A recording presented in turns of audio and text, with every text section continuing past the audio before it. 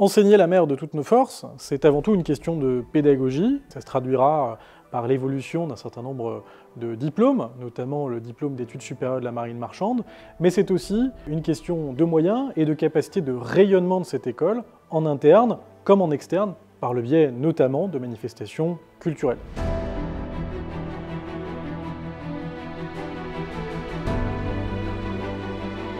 L'ENSM s'est engagé dans la réforme du diplôme d'études supérieures de la marine marchande. Cette réforme s'oriente en 3 axes. 1. Répondre à l'augmentation des effectifs. 2. S'adapter aux besoins de l'industrie, donc en particulier l'évolution technologique des navires.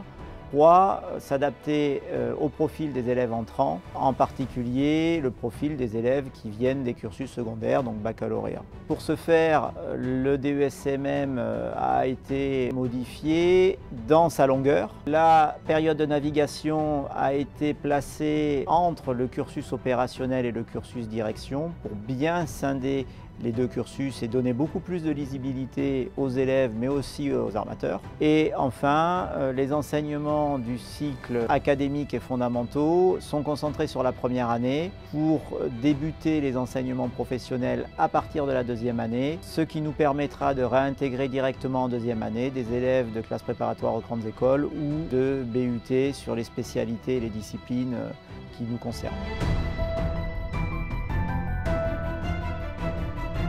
L'objectif 2 concerne la montée en compétences de tous pour répondre aux nouveaux enjeux du maritime. La mission même d'une école est justement la montée en compétences des élèves en les prenant au début et en les amenant à la fin, en collant au maximum aux réalités du terrain et ces enjeux du secteur maritime qui sont nombreux, la transition énergétique, le changement climatique, la protection de l'environnement marin. Parmi les actions phares importantes, il y aura la mise en place d'un tutorat qui sera effectué par les élèves plus anciens de l'école au profit des nouveaux arrivants. On pourra également passer par un mécanisme de soutien qui sera effectué par des professeurs vacataires qui viendront aussi aider nos élèves. Autre action phare, un cycle de conférences qui permettra d'ouvrir nos élèves à des horizons élargis puisqu'ils ont vocation par définition à naviguer aux 4 coins du globe et donc ça permettra par exemple de leur parler d'économie, de commerce international, de sécurité en mer et j'en passe. L'objectif principal de la formation continue au sein de l'ENSM, c'est d'apporter un service de qualité aux armements et aux marins pour leur permettre le maintien de leurs compétences ou le développement de leurs connaissances. Aujourd'hui, il y a une réelle demande des marins et des armements. Des marins d'une part pour augmenter leurs compétences et leur permettre de se valoriser sur le marché du travail et d'autre part des armements et des marins pour être plus maîtres de leur sécurité à bord. L'objectif, c'est de mettre au service des marins et des armements la qualité de nos intervenants et de nos infrastructures pour leur permettre de développer des nouvelles compétences. Une des premières actions pour atteindre cet objectif est de développer en interne un logiciel qui nous permet d'améliorer nos conditions de travail au sein de l'équipe et aussi de proposer aux armements et aux marins une plateforme externe pour pouvoir s'inscrire à leur stage directement sur Internet. La deuxième action pour atteindre cet objectif, c'est de proposer des nouvelles formations adaptées aux nouveaux besoins des armateurs et des marins. Pour enseigner la mer de toutes nos forces, il nous faut des moyens.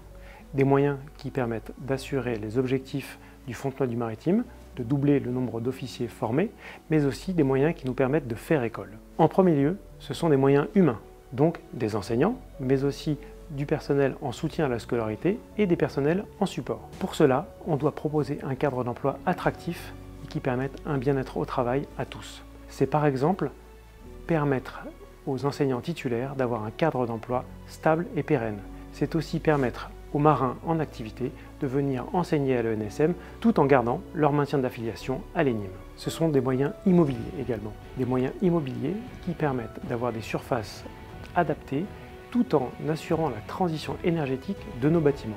Et pour cela, il faudra travailler avec les financeurs publics pour obtenir les moyens d'atteindre les objectifs ambitieux de réduction des émissions de gaz à effet de serre de nos implantations.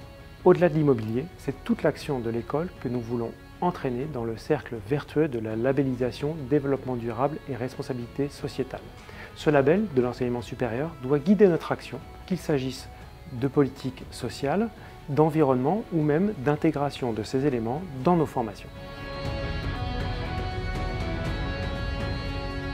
Enseigner la mer de toutes nos forces, c'est également développer le sentiment d'appartenance et la cohésion au sein de l'ENSM, et notamment en s'appuyant sur la dimension artistique. Actuellement, nous avons 4 sites répartis sur le territoire national proposant 4 formations initiales complètement différentes. Nous avons différents acteurs qui ne communiquent pas forcément entre eux. Notre objectif, c'est de réunir en fait les différents acteurs, que ce soit les collaborateurs comme les étudiants, à l'occasion de différents événements et de différents projets. Ça peut passer notamment par un colloque annuel, mais il y a aussi tout l'aspect culturel qui est vraiment un levier pour nous. Notre objectif à nous tous, c'est de donner envie de rejoindre l'ENSM et de rester à l'ENSM, et donc forcément de faire école.